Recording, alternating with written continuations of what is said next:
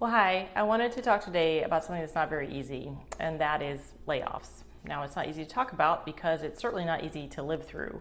And so, if you've experienced that, or someone in your family has, or you're feeling like that could be something that would happen to you, I want you to know I empathize with that and I feel for you. And I know the uncertainty around income is really stressful. I've not been laid off, but that's because I've been an entrepreneur or worked part-time most of my life. So I do understand, especially in midlife, the uncertainty around revenue and income can feel really uncomfortable. Like, what am I going to do next, right?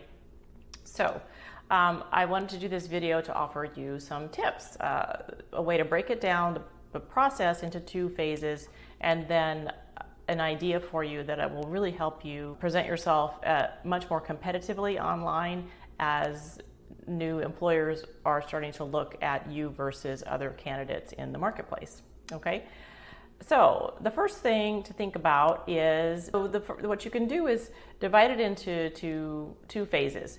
Basically, if you just got laid off, then you have some to-dos that need to be handled to have closure with your old position, your old company, right? So go ahead and make a list of those, and that's actually going to be kind of comforting because it's things that you can do that you know will move you forward. Not necessarily fun things, but at least you don't have to think about it. They are just there. They need to be done. Or negotiating your severance, important. It's going to need some thoughts around that. And then also checking into your health insurance. Some friends of mine who are expert health insurance consultants say this is really important because, for example, with Cobra, you may not have to, there may be some other options beside that. And so at any rate, they're the experts around that. I'm just talking about it just to give you ideas of the kinds of processes that you can, that's like phase one. Phase one is getting those things done. Then sometimes in these resources online, though, they give you a checklist about what to do if you're laid off. Then they say, okay, get your resume together and spiff up LinkedIn and get out there and start getting a job. And that may absolutely be what your next step is. That may be what you have to do. My question around that, or asking, kind of have you question yourself a little bit, is maybe take a week or two, if you can, to step back and think about, okay, what do I really want my life to look like in the next 2 years, 1 year even? Maybe scope out even further, but just 1 to 2 years, what do I want my life to look like? And here's the thing, because if you're in midlife, even before all this happened, all the uncertainty that has descended upon the world, even before that, you were probably feeling a little uncertain about certain aspects of your life.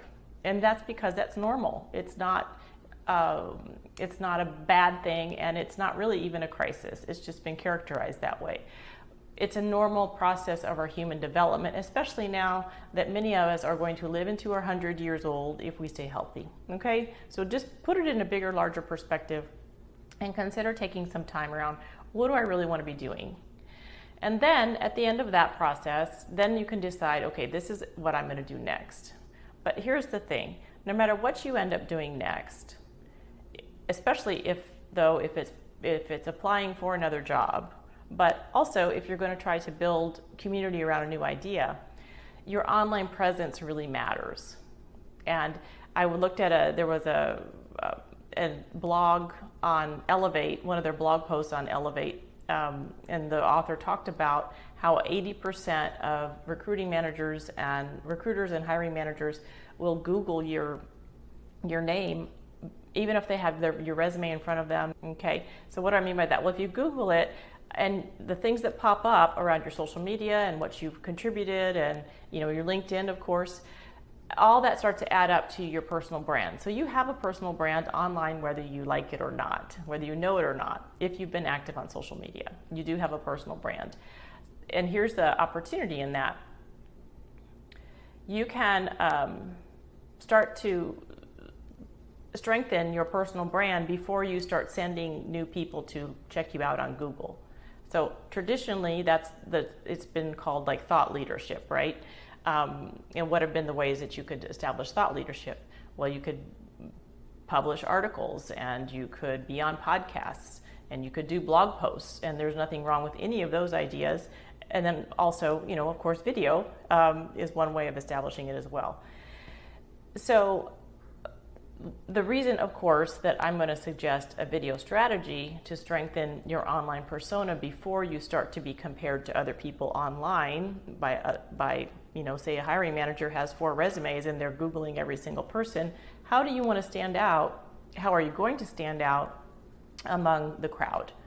Well, here is an idea for you. Yes, you could apply to be accepted to write an article for publications, or yes, you could post a blog post, or yes, you could start to ask podcast people if you could be on their podcast. The problem with the podcast and the article publishing is you have to wait for them to give you permission.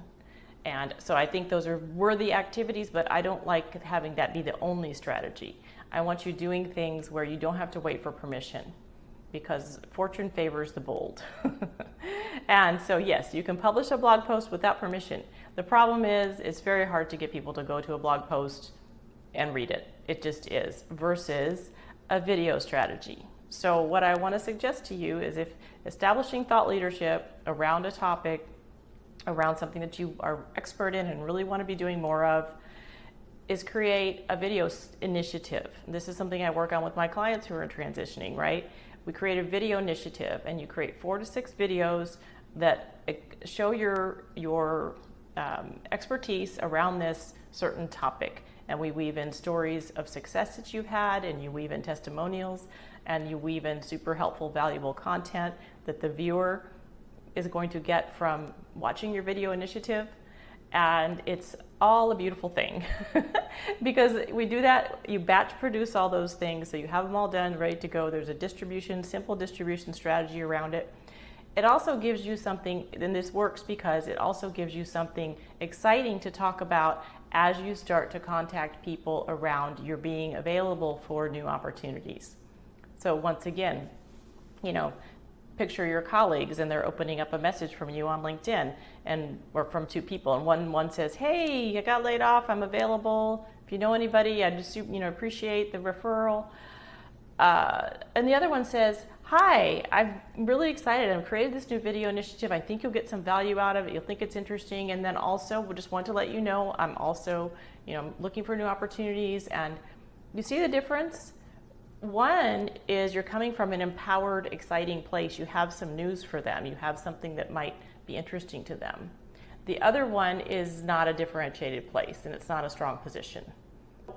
That is my suggestion for you, because once you've created this video initiative that is highly searchable, highly consumable content, as you know, this day and age, then when you start to do your job search, or you are putting out a new initiative, and someone who's interested in supporting you in that or hiring you, when they Google, they're going to see that you're putting out video content, a video initiative actually, around the very thing that they are looking to engage with you about doing.